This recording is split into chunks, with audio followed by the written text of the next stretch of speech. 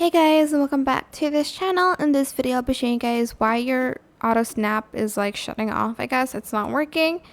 So for instance, you want to kind of like place these two like together and you just like want to snap it in place, and like you can't really do that.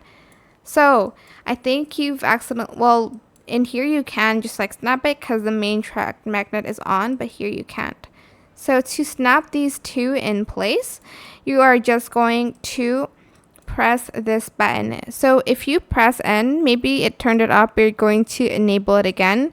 And as you can see, there's going to be this blue line that snaps them in place. So it makes them like closer to each other without you having to like make it precise, and it just snaps it into place. And that is it for this video. I hope it was helpful for you guys. Don't forget to like, comment, share, and also subscribe to this channel if you haven't done that already. If you have any more questions about this video, just leave it in the comment section down below. I'll try my best to answer them all for you guys. And if you found this video helpful, please click the thanks button as well. That is it. Thank you so much for watching. Bye.